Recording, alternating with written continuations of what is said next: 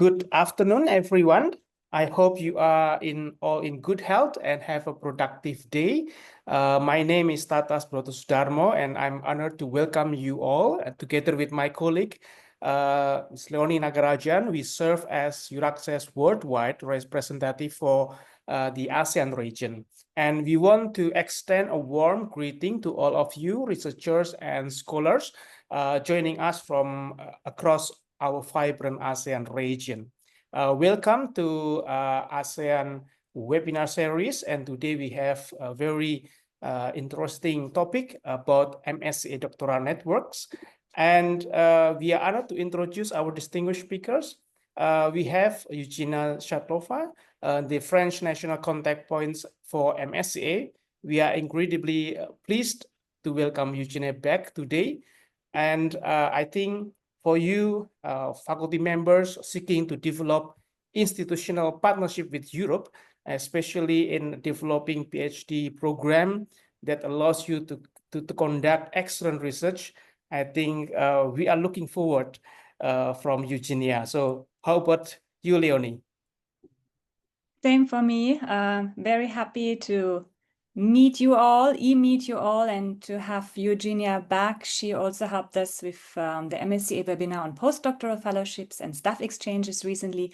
But today, as Tota said, we talk about the doctoral networks, the other third program, which is of great interest for ASEAN researchers, but mainly institutions, as it is a very collaborative project. So what is our agenda for today? This is in European time, because Eugenia obviously is based in Europe, in France. We start first with her expert presentation. This will be about half an hour. There is quite some content to digest, but as always, Eugenia will make it very light for us and easy to understand and to follow. We have allocated enough time for Q&As, technical application-related issues, and Tatas and we are going to share with you afterwards some doctoral network examples with participating institutions from ASEAN. There are currently not so many, so this webinar also serves to inspire and to raise awareness of this program. So we hopefully in the coming years, and Horizon Europe is still until 2027, we will have more applications with ASEAN institutions and also participation. So the webinar was allocated for 1.5 hours originally. If we are able to finish within 1 hour, that's good. If we realize that there are many burning questions, then we're able to extend as well. But with this, I think I hand over to Eugenia to go straight into the topic. I'm going to stop sharing, and Eugenia is sharing her PowerPoint. Thank you so much. All right, thank you very much. It's a pleasure to speak again at the webinar for EURAXESS ASEAN. So I'll share now a presentation. All right, so I will go straight into the subject. So today we will speak about MSCA Doctoral Networks, which is another MSCA action that I will be presenting to you.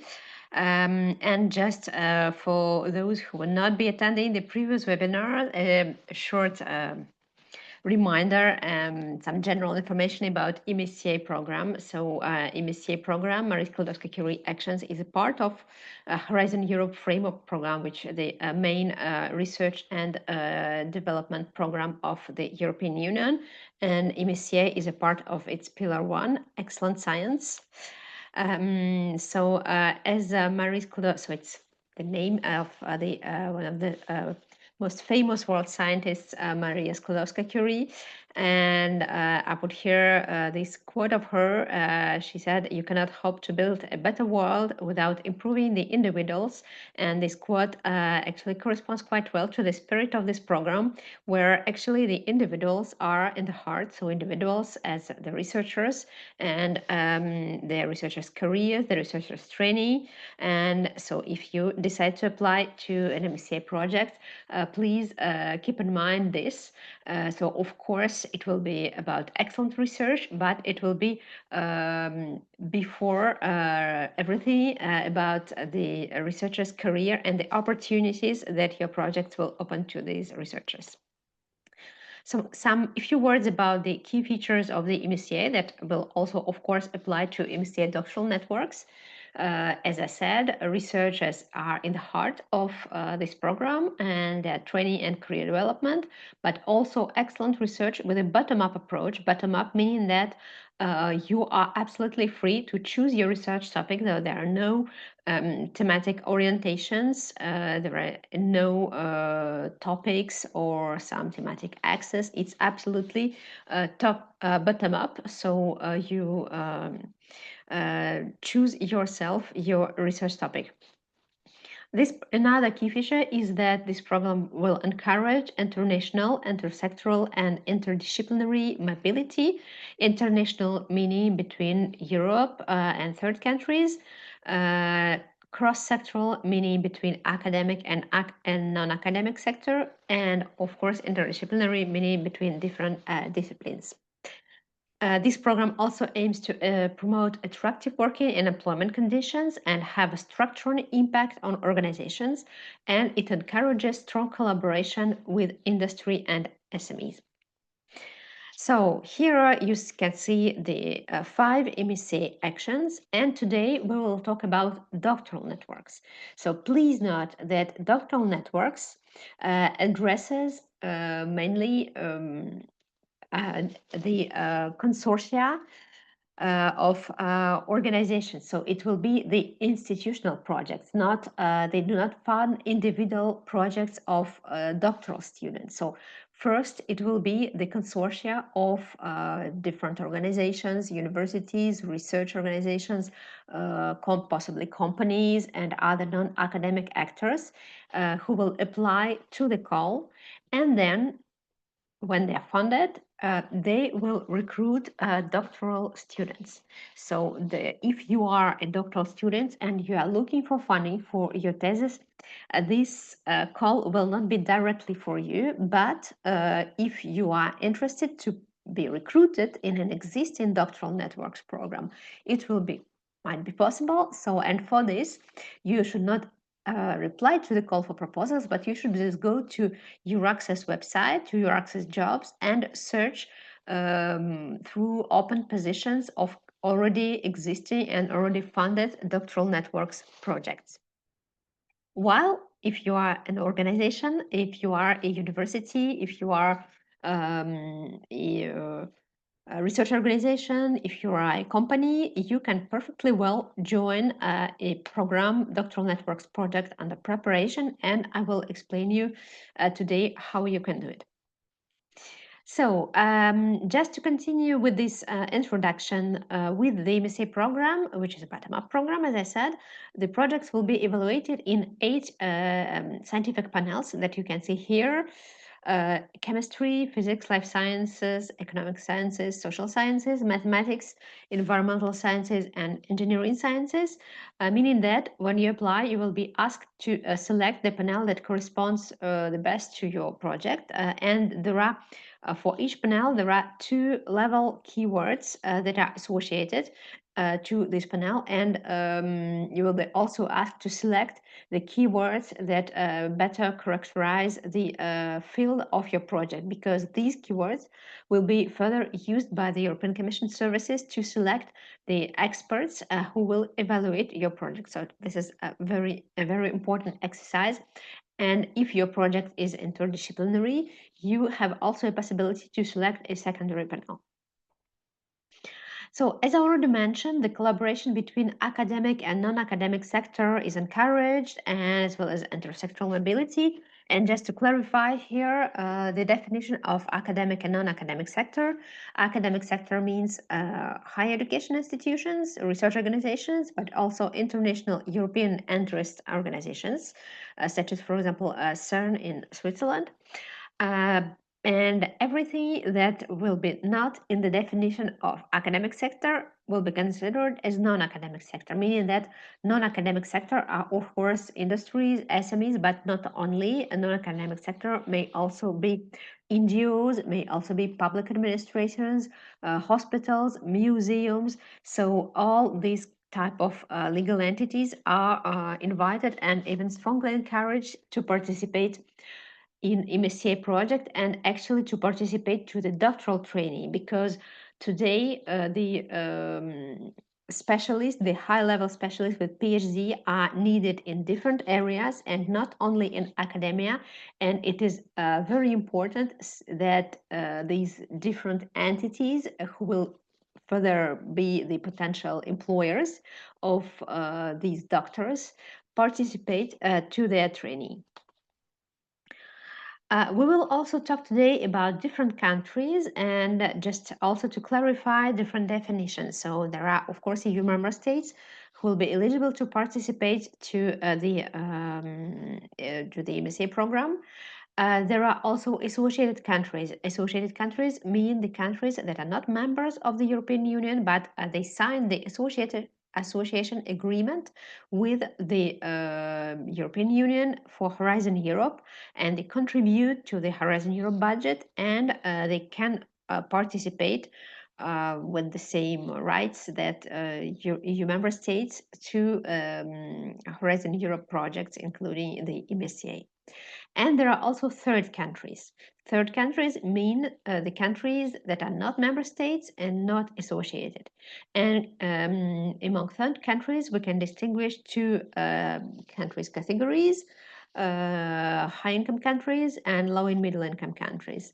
And the latter can participate and actually also be funded. And if I'm not mistaken, all ASEAN countries can participate and even ask for funding in the MSCA program, and meaning that they can participate and recruit doctoral students in doctoral networks consortia if they wish.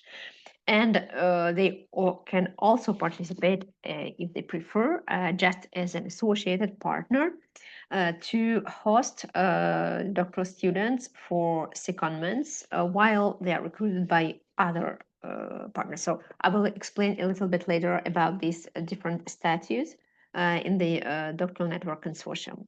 And just to make sure about the eligibility of your country, I suggest you to go to this link where you can see the list of all third countries eligible for funding of Horizon Europe.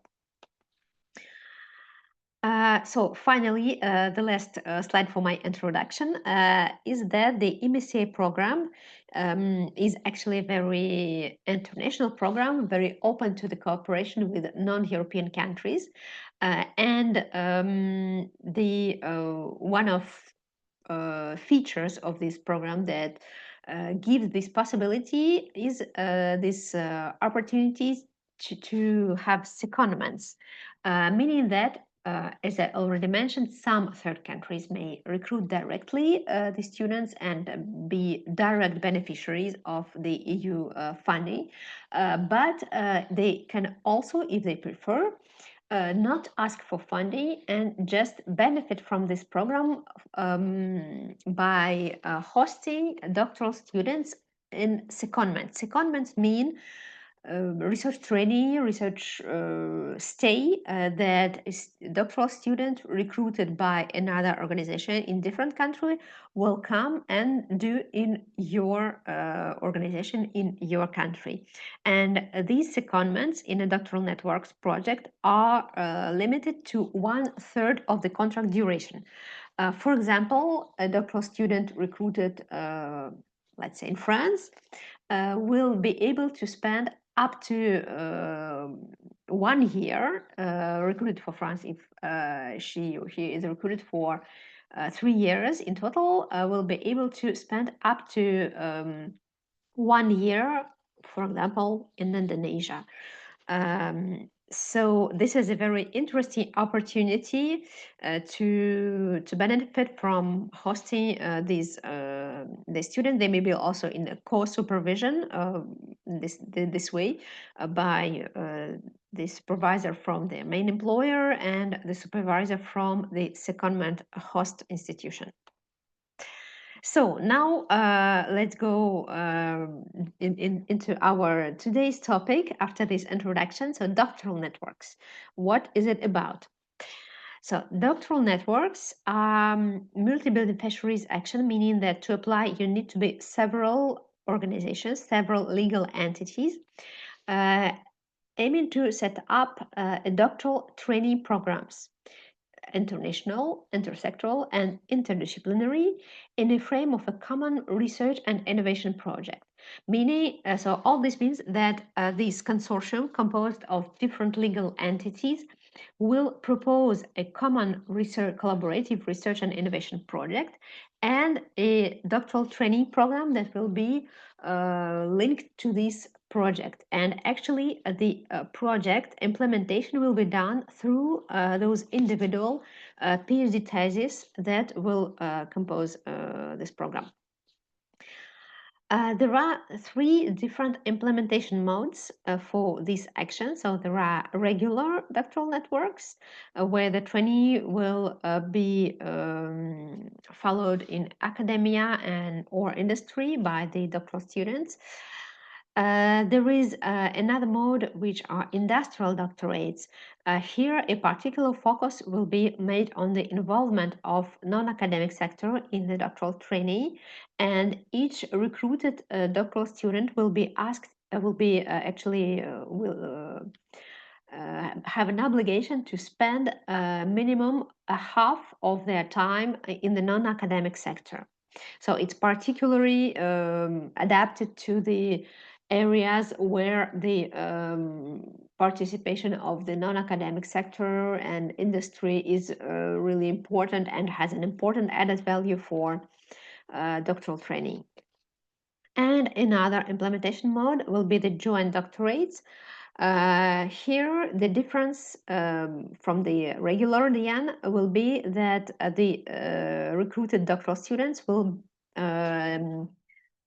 be enrolled in doctoral training programs leading to the joint or double doctoral degrees. So each student recruited in the frame of this kind of program must be enrolled in the doctoral training program with the aim to obtain further a joint or double doctoral degree. So joint degree here means when there is one diploma signed by 2 different organizations, and double degree means that the same doctoral students and student at the end will get 2 diplomas from 2 different organizations. And of course, it will also involve joint supervision and joint selection process. So more concretely, let's say now about different status of participants. So in the doctoral network consortium, you have beneficiaries. Beneficiaries are the organizations that will recruit doctoral students in the frame of this project.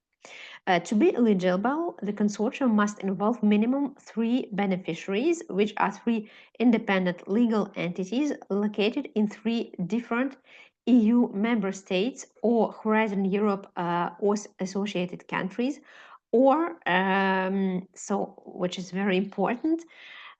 When this minimum is respected, other countries can also be beneficiaries and recruit doctoral researchers. So when you have a minimum 3 beneficiaries from different EU member states associated countries, the beneficiaries from third countries may also join and as beneficiaries. And so here you have also the link to see which countries are eligible for EU funding, and actually all ASEAN countries are. And besides this minimum of beneficiaries, there may be also other legal entities that participate to the doctoral networks project or doctoral training program as associated partners. The difference between beneficiaries and associated partners will be that associated partners will not recruit directly doctoral students, but they can host them for secondments, as I already explained before, meaning that doctoral students are recruited by beneficiaries, but they spend up to 1/3 of their contract at the premises of the associated partner, and they're co-supervised by this associated partner. They benefit from training, and it should be, of course, relevant for their research project. And these associate partners can also participate to the research in the frame of the collaborative research project and to the network-wide training activities.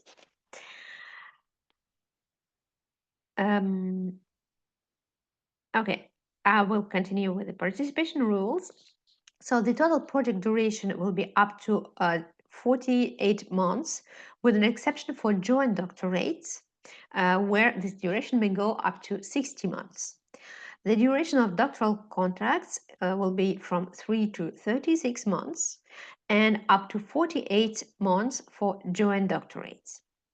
Each beneficiary will recruit minimum one doctoral candidate, host and supervise them in their premises or in the premises of a linked associated partner. And there is a possibility to have a unique or multiple recruitment, meaning that the same doctoral student may be either recruited for 36 months by the same beneficiary, or, for example, recruited 18 months by one beneficiary and then 18 months by another beneficiary, if it is more convenient, if it is more interesting. And here, maybe an important point to take into account is that when you will see the budget, the salary of the doctoral students will be funded, and there will be a correction coefficient that will apply to the salary according to the country.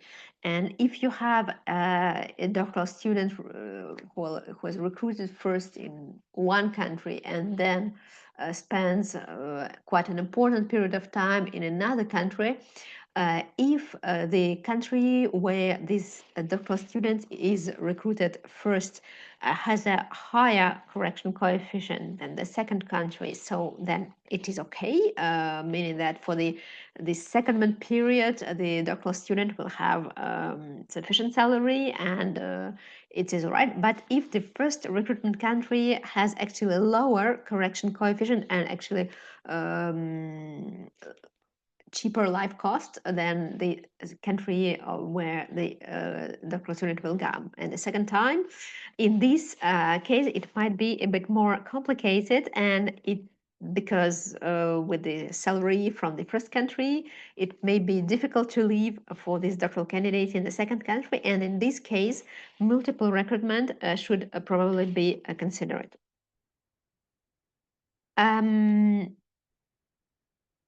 So, and yes, I should also specify that these secondments are limited to 1/3 of the contract, of the doctoral contract for DN regular, but for joint doctorates and industrial doctorates, there is no limitation for these secondments, so they can spend, for example, even 50% of their time at the second partner while being recruited by the first partner. And the funding will cover, the funding is quite attractive. The funding will cover the salary, fully funded the salary of the doctoral candidates, and the salaries are quite attractive and sometimes even higher than salaries of even postdocs or associated professors paid with the national grids in some organizations. And there is also a part of budget to cover institutional costs, meaning the cost associated to the cost of the project needed to cover different expenses for research, such as consumables, for example, or business trips, and also cost of training. The training, which is actually an important feature of a doctoral networks project, because as I mentioned, so it is a research collaborative project with a doctoral training program. So you will need to propose activities, activities, of course, for research, but you will also need to propose a very comprehensive training program for the doctoral students that you will recruit. And this training should include both network-wide training events when for example, you will organize summer schools every year where all doctoral students of the project will meet and follow training on different topics. And also each doctoral student will follow during the year the training on different topics that will be of interest for them. And you will need to propose the training on scientific and technical skills, but also training on transferable skills, meaning skills that the doctoral candidates will acquire in one area and that may be also useful to work in another area, such as, for example, communication or leadership skills or independent thinking, team leading, or skills such as entrepreneurship or project management, and so on. So a few words now about eligible researchers that you will recruit. So these researchers will be recruited if your project is funded. You do not have to identify them at the proposal preparation stage. So if your project is funded, you will launch this open, merit-based and transparent recruitment process and recruit the doctoral candidates. So the candidates you will recruit, the definition is that they should not have doctoral degree at the date of recruitment to be considered as doctoral candidates. They may be of any nationalities, no restriction here, and they will have to respect the mobility rule, which is as follows: not have resided or carried out their main activity in the country of the recruiting beneficiary for more than 12 months in 36 months immediately before their recruitment date. So as you see, MSCA is a very internationally open program, and so this international mobility is encouraged also for doctoral candidates that you will recruit, and this mobility rule is actually aimed for this, to encourage international mobility of these young researchers. So they will be recruited through the open merit-based and transparent recruitment process. And they must be enrolled in a doctoral program in at least one member state or associated country. For example, if you consider joint doctorate or just or joint supervision, it's possible if your doctoral student is enrolled and supervised in one European member state, and another state may be actually a third country, and for example, one of ASEAN countries. Well, here you have just a short summary of what is of the main characteristics of the Doctoral Networks Consortium, Doctoral Networks projects. So the duration up to 540 person months for all types of doctoral networks, and 540 person months for the doctoral students that you will recruit. The consortium, at least 3 independent legal entities in minimum 3 member states or associated countries, and minimum 1 beneficiary from a member state, and no minimum for associated partners, and no maximum actually as well. Each beneficiary must recruit at least 1 doctoral candidate. In the budget, there is also a restriction. You may have several partners coming from one country, but there should be no more than 40% of total budget going to the same country. And the consortium may also include, of course, and shall include associated partners that will contribute to the implementation of the action by training researchers and hosting them for secondments. But they may not employ researchers under the action, and they do not sign the grant agreement. The recruitment process that must be open, fair, transparent, and merit-based. The researchers may be of any nationality, and the eligible researchers must comply with the mobility rule and be doctoral candidates and be of any nationality. And now a very important part concerning the funding. As I already said, the funding is quite attractive, and actually the budget preparation for the proposal is quite easy because these projects, as other MSCA projects, are funded on the basis of unit costs, meaning that the flat rates for each budget categories are defined by the European Commission. And so here you can see the flat rates defined by the Commission for Doctoral Networks. And you will have 410 euro by month of the living allowance which corresponds to the salary of the researcher. So this is the monthly amount, and what is very important, it is a gross amount, meaning that all employers and employees charges must be deducted from this amount to get the net salary of the doctoral candidate that the doctoral candidate will get on their payslip.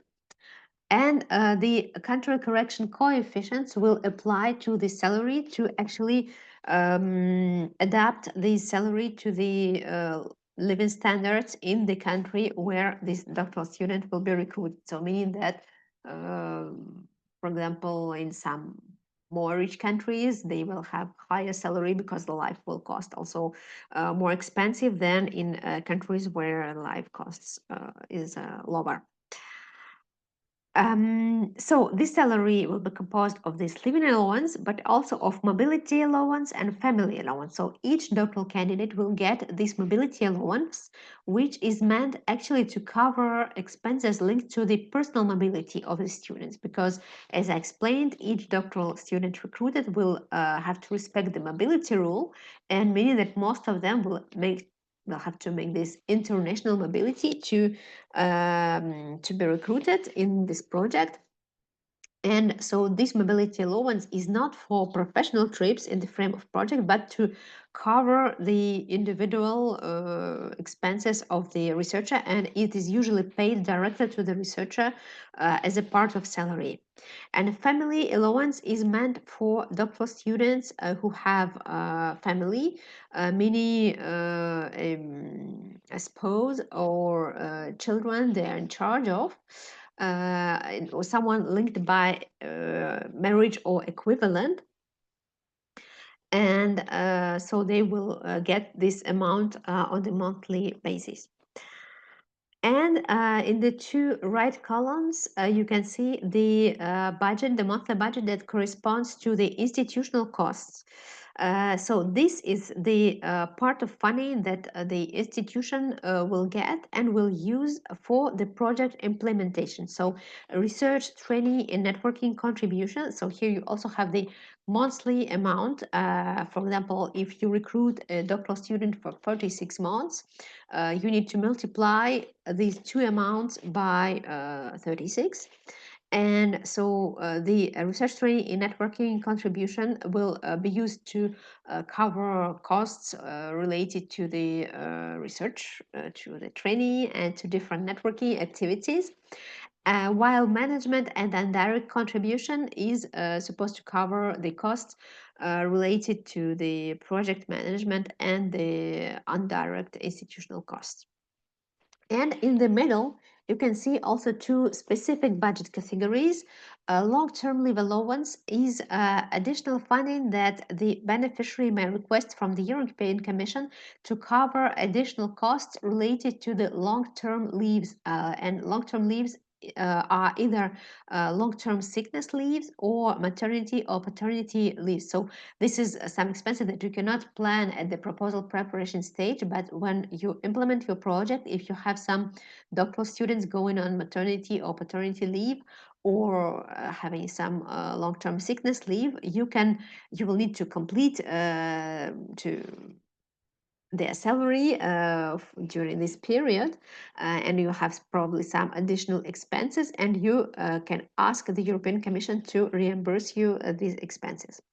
And finally, special needs allowance is a specific allowance for doctoral students with special needs, for example, doctoral candidates with some disabilities who may need some special equipment or services to be able to work on the project.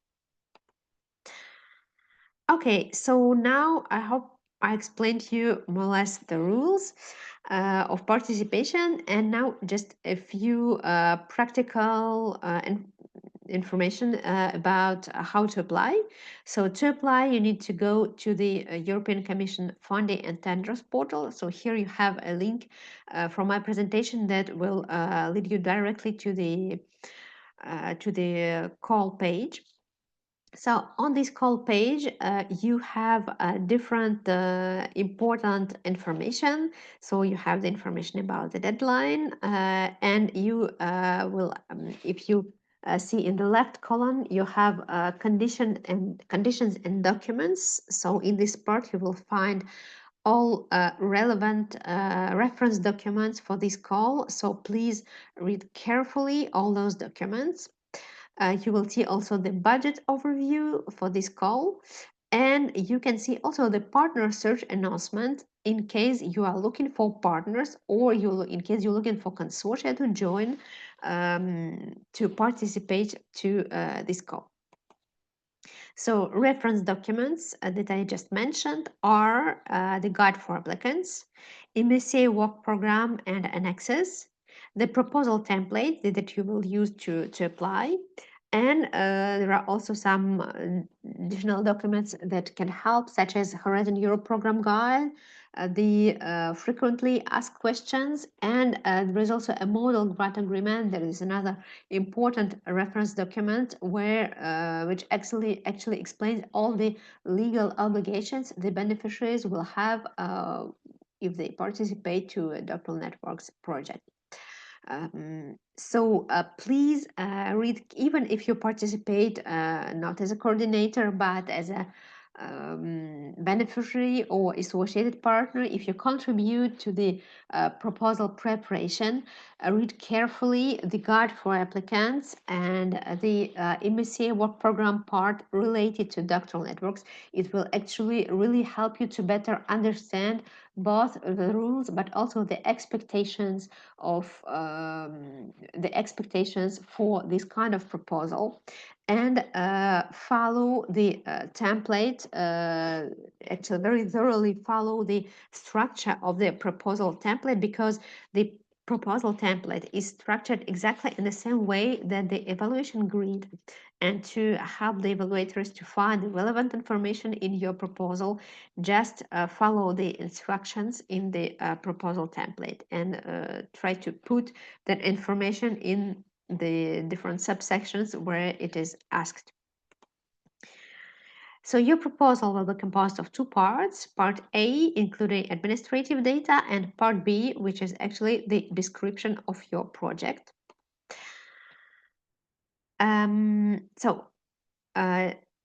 It will be the project coordinator who will register the proposal. So if you participate as a beneficiary or associated partner, you will be given access to the proposal by the coordinator. So you'll be able to connect and to fill in your administrative data. You need also to have the participant identification code to apply.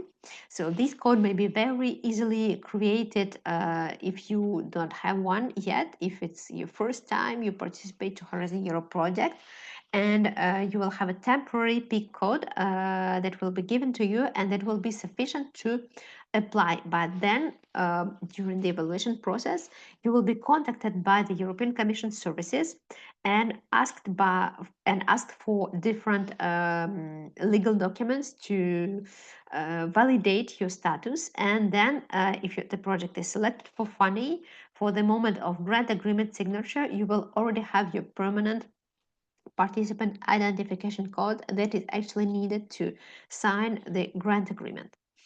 And if you are the either beneficiary or associated partner, you will of course contribute to preparing the scientific proposal, to preparing the project. So the coordinator will very probably ask you to write different sections of the proposal corresponding to your contribution. So the coordinator will centralize all this information, and then when the proposal is ready, the coordinator will upload the proposal on the participant portal and submit the proposal. Then the evaluation will come. The evaluation will take up to 5 months. So the project deadline being in November, you will usually get the results in April 2026 for the call of this year. So this was about the application, and now you are probably wondering how to find the partners if you want to apply but you don't have consortium yet. So of course the best way is to go through your professional networks and existing collaborations, or try to look for partners at different conferences and workshops you participate in. But there are also some specific platforms that were created, and one of those platforms is the MSCA matchmaking platforms, which was put in place by the network of my colleagues of the European National Contact Points for the MSCA. And so if you go to this platform, here you have a direct link. You can either look through consortia who already published the partner search calls and who are looking for partners for their consortia. And you can also publish your expression of interest as a legal entity looking for joining a consortium. Just describe your competencies and what you're looking for. You can also search through a partner search announcement on the funding and tenders portal directly from the call page. And if you are already in a consortium and your consortium is looking for a company for your project, you can also look for private companies to join your consortium in Enterprise Europe Network partner search platform. Here you have also a direct link. So here you have the evaluation criteria for doctoral networks. So the project will be evaluated against the 3 evaluation criteria: excellence, impact, and implementation. Each criterion will be scored out of 5, and then there is also a ponderation. So the excellence will weight 50% of the total score, impact 30%, and implementation 20%.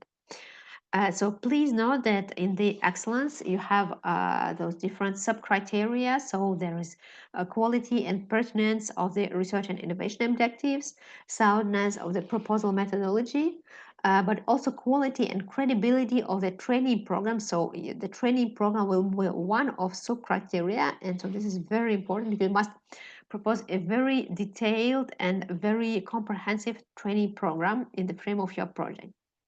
And another sub-criteria is a quality of supervision.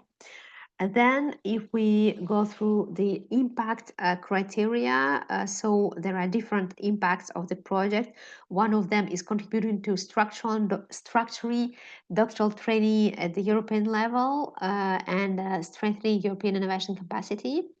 But also the impact on the career of the researcher that you will recruit, the societal, scientific, and economic impacts, and also the quality and suitability of measures to maximize the expected outcomes and impacts. So we will need to provide in your proposal very clear dissemination and communication plans to maximize the impact of your project results.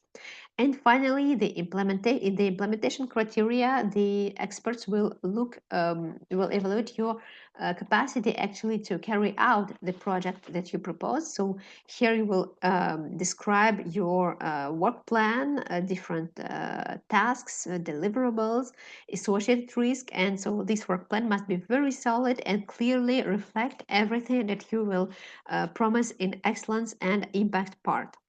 And also the quality, capacity, and role of participants will be also evaluated under the implementation criteria. I almost finished. So here you can see the calendar of the calls. So for doctoral networks, the call opened the 28th of May this year, and the deadline is the 25th of November. And so this action is very attractive, but also very competitive. So the success rate through the from the beginning, the average success rate from the beginning of Horizon Europe was about 14%, as you can see here. And this is my last slide. So here you can see just some links to different websites where you can find more information. The link on the call page, EURAXESS page, and also a link to find the national contact points in different countries. And we can also identify the NCPs in your countries.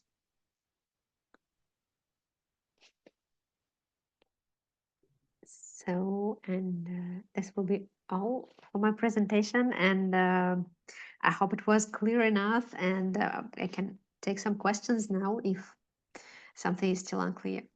Yes, thank you so much, Eugenia. That was excellent. Lots of background information, very detailed. Participants, of course, ask for the slides. I confirm first that these will be shared with you through an email. Looking at the questions, and we have at least 6 in our Q&A session and then a few also in our chat. There is one question which pops up here and there again.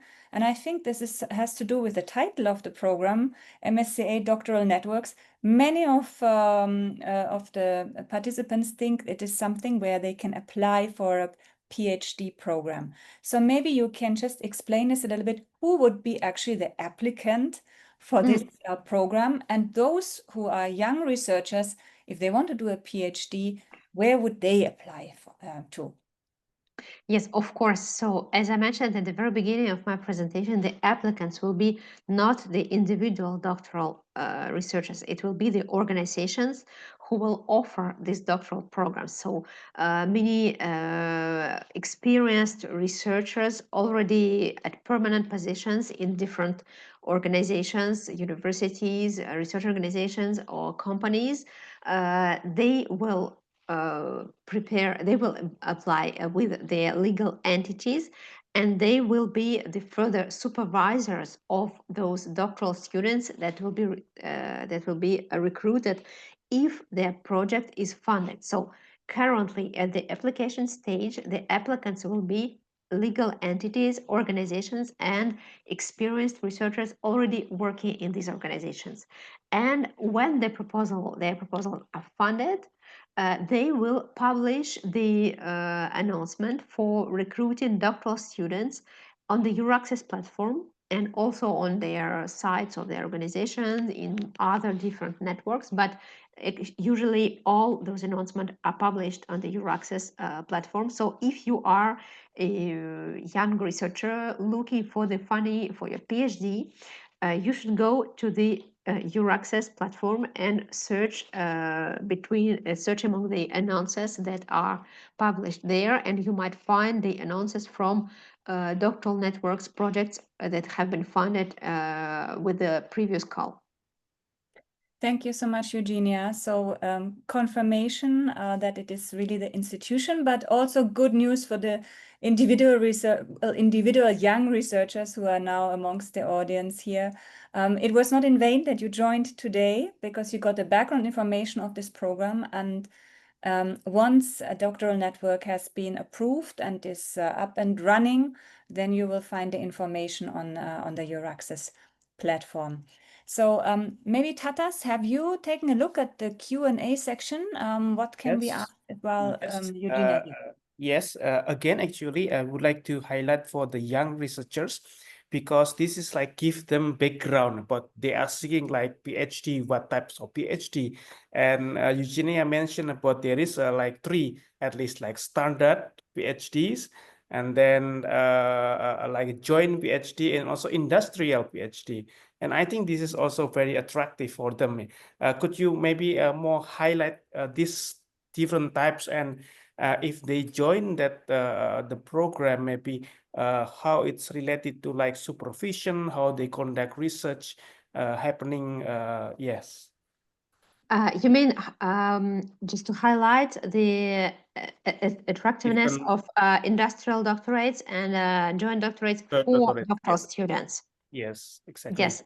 Okay, yes, sure. So if you are a doctoral student and you are recruited in a industrial doctoral network, it will mean that you will have to spend up to a minimum, actually, 50% of your time in the non-academic sector, which is might be very interesting if you are looking for a career in a non-academic sector, so in a private company or some other non-academic organization. And in this case, you will benefit from joint supervision by academic and non-academic supervisor. So you will have this double view, both on academic and non-academic sector. And in joint doctorates, what is attractive is that you will get a double diploma. You will follow doctoral training program in two organizations. You may be either recruited separately by two of them or recruited just by one, but spent actually half of your time or a third of your time in another organization, and have a joint supervision by two supervisors in two different organizations. And in the end, you will have either joint diploma or a double diploma, which is attractive because when you will further apply for your jobs, you can valorize these diplomas in just it's better to have these two diplomas than only one, I suppose, because you follow its proves that you have this international experience, that you seen different research environments, and if you go to different countries, it will open you more doors. Thank you, Eugenia. It means that this is the MSCA Doctoral Network is very complete. It means that we have the opportunity to nurture our competence over there. And from the perspective of the faculty members who are like senior, who like to collaborate, create this kind of institutional collaborations, is that possible to have this collaboration comprised of Europe, ASEAN, and also Australia countries? Because this is and there is no name in here, but they are asking for this kind of possibility. I think that is the first one. And second question is like how to establish this kind of consortium that able to have this kind of mobility, like to make a program, that PhD program that can have joint cooperations project between this academia and non-academia. Sorry, I'm not sure I understand the second part of the question. The second part of the question Yeah. is related to how we create kind of possibilities for students to PhD students to work at the non-academic, at the industry. Does it means that the project should have kind of different background or different sections of project, that one's project can allows cooperation with industry and then the other one with other consortium member? Okay. So I will start with the first question. So the first question concerning the possibility to cooperate, to have a project with European partners, but also partners from ASEAN countries and partner from Australia. Australia, well, ASEAN countries are eligible for Horizon Europe funding, and they may be both beneficiaries and associated partners. Australia is a country that is not eligible for Horizon Europe funding, so partners based in Australia may only be associated partners. But this is actually not so bad, because they can host doctoral students for secondments. So typically, you may have a consortium, let's say, with a partner from France, Germany, Spain, and Thailand, and some associated partners, including partners from Australia, and the doctoral candidate who is recruited by one of the beneficiaries may spend up to 1/3 of their contract in associated partners' premises. So partner from Australia will also benefit from hosting a doctoral student in their premises, and they even can be a co-supervisor. And if it's a joint degree, they can even deliver joint diplomas if they are interested. So the fact that they are not funding, that they cannot benefit directly from funding, and they cannot recruit directly these doctoral students, is not as much an obstacle finally, because the status of associated partners allows many possibilities as well. And finally, so the second question concerning the involvement of industrial partners. So please note that industrial partners may participate to industrial doctorates, but even in standard doctoral networks, the participation of the non-academic sector is also very much expected. And industrial partners, in the same way that academic partners, will have the role of participating in research activities, in supervision of doctoral students, in training.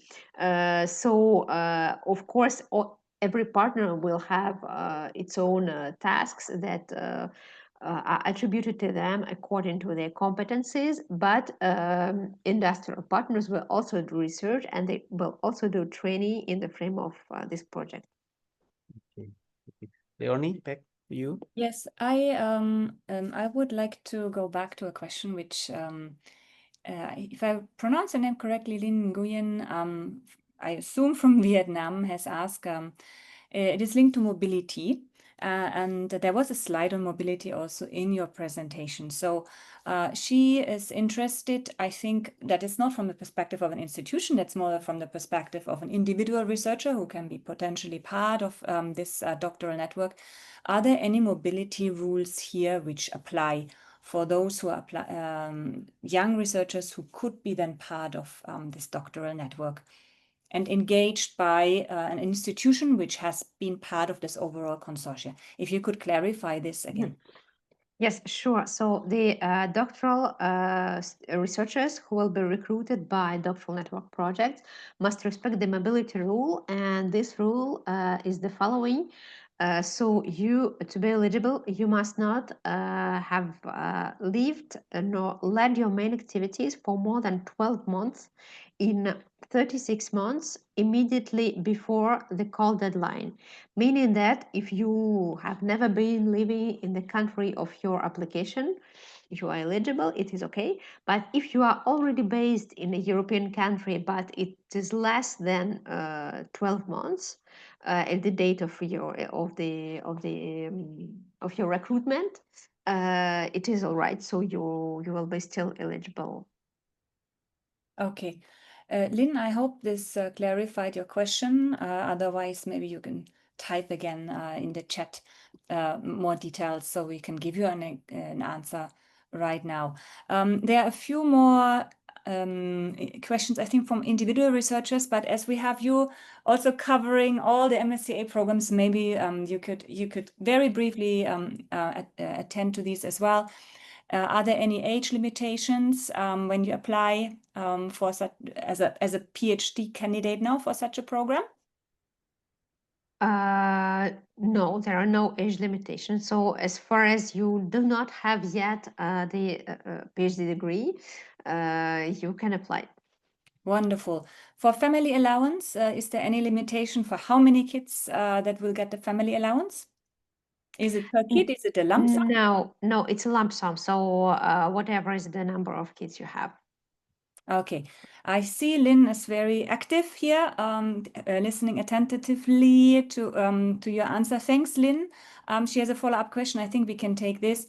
Eugenia, could you advise how I could meet it if I'm from an Erasmus Mundus joint master degree program with a resident permit of a country which covers the whole duration of the project, yet I did not spend more than 6 months in that country?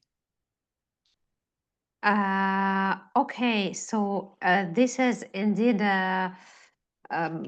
this might be a bit tricky because the rule is that you had must not spend more than 12 months of residence, but also your main activity. And actually, if you are enrolled in a master degree in a country, even if you don't even if you have not been living for more than 12 months in this country, but you have been enrolled for the whole year, let's say, for the master in this country, it will still be considered as main activity. And unfortunately, if it's more than 12 months, you will not be eligible.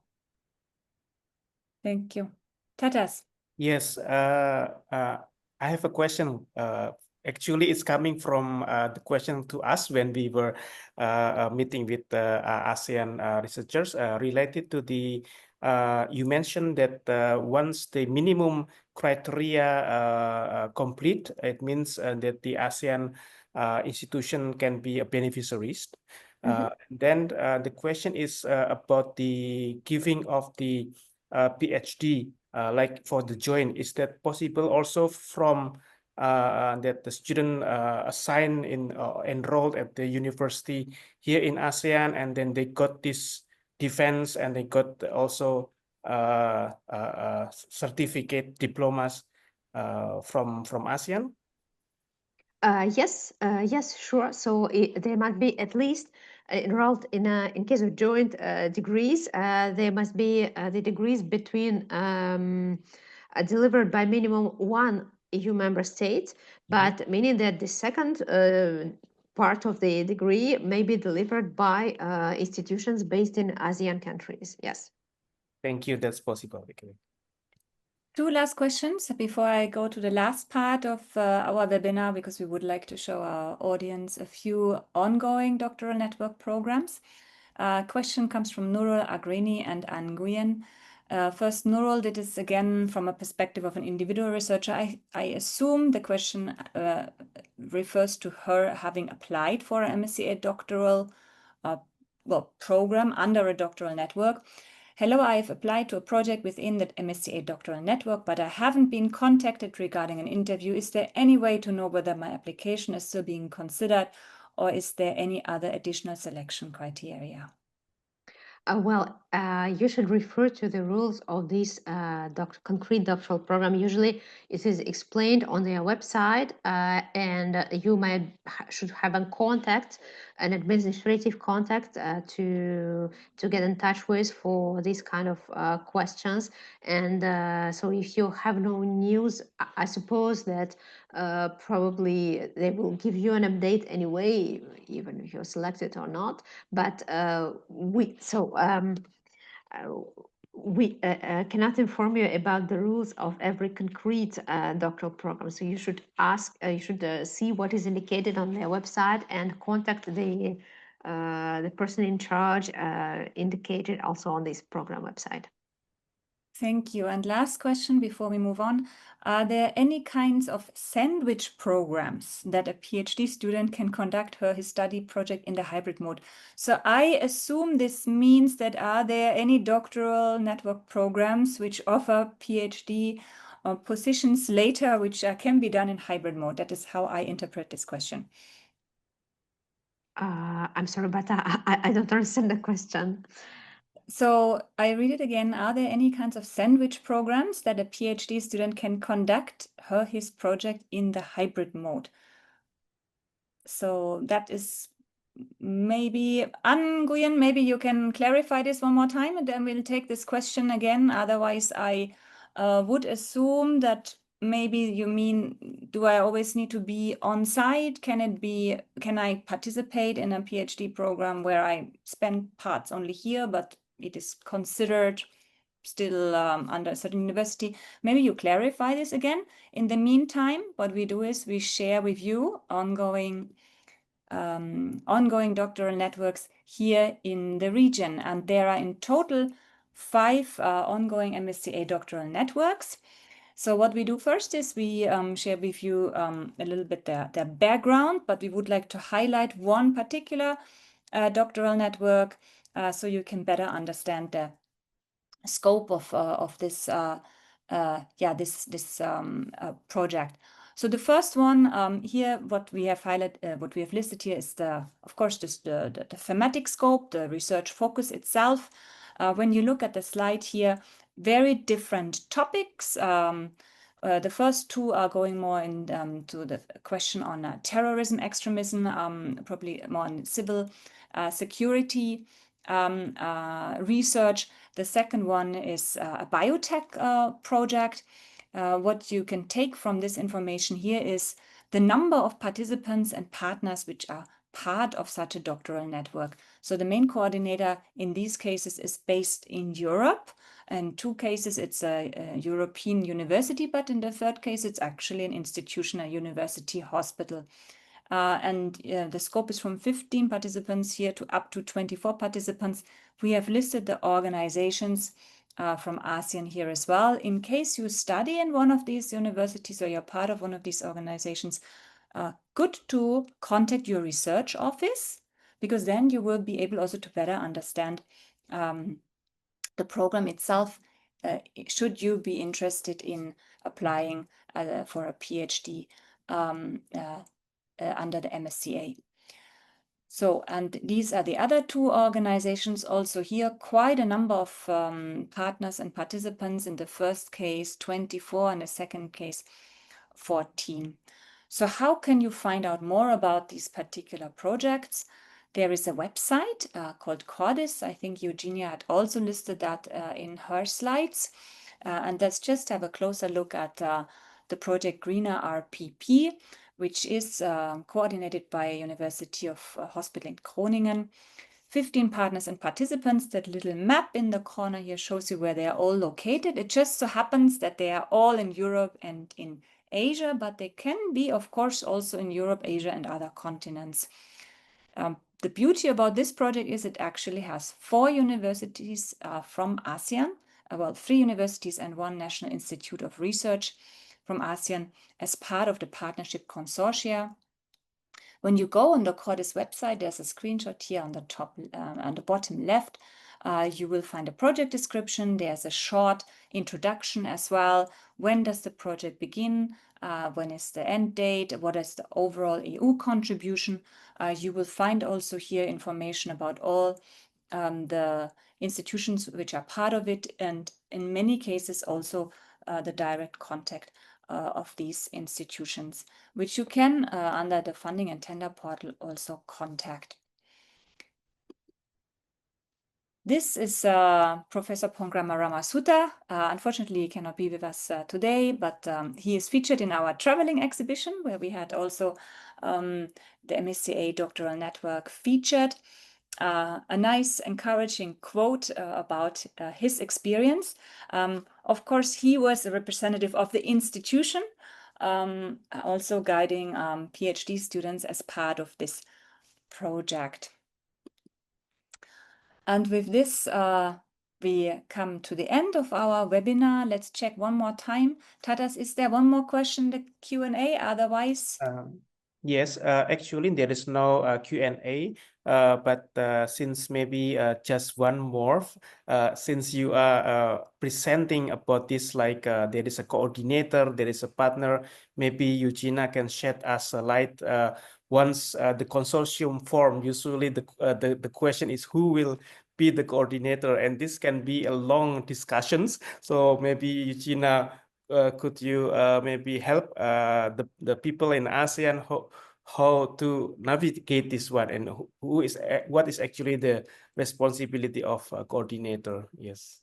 Yes, sure. The coordinator will be one of those legal entities composing the consortium, and it will be the coordinator who will register the project on the participant portal and give access to all the project partners. And so if you are a partner of the project, you will just receive a notification from the portal when your coordinator gives you the access. So you will be asked to get connected and to fill in administrative information. And sometimes you even don't need it, because some coordinators prefer to collect this information among the partners and then fill in themselves the administrative forms. And the coordinator will also download the templates from the proposal, the scientific proposal templates from the portal. And then we will also ask the project partners for the contribution. So if you are not the coordinator, you actually don't need to preoccupy as much about the participant portal. You just follow the instructions of your coordinator. Maybe the only thing that you will need to take care of by yourself is your participant identification code. So just try to find out if you already have one, and if you don't, you will need to create it if you want to participate to the end proposal. Thank you so much, Eugenia. Back to Leonie. Yeah, thank you. We come to the end of the webinar. I have, I think, 3 points to summarize. The first one is a big thank you to Eugenia for your time. This is the 3rd webinar we are conducting this year with you. Hopefully not the last one. Maybe there is another opportunity. Definitely again next year when we are, once the calls are opening, refresh our knowledge. But really appreciate your time, your expertise, your patience with all the questions. That was wonderful. Thank you very much. It's a pleasure to speak here. Then, thank you. Then, second point, as Eugenia has mentioned, institutions need to have this identification code. So please ensure that you apply for it. It is only one per organization. As an individual, if you would like to be part of or participate, apply for an EU-funded program, MSCA program included, you need to have also an EU login account. So that is something which is important as well. Please keep in mind, doctoral networks are collaborative projects. If you're interested in a PhD position, go to the EURAXESS website and portal to look for job vacancies. And the last point is deadlines are very crucial. So the deadline for this call is on the 25th of November. So you still have a little bit of time. But if you are preparing early and have questions, please get in contact with Tatas or myself. Potentially also Eugenia. If we need any expert advice, then we will come back to her. Thank you to all of you, and have a good afternoon. We will send the recording and the PPTs to you by email. Thank you. Thank you so much. Thank you. Goodbye. Thank you.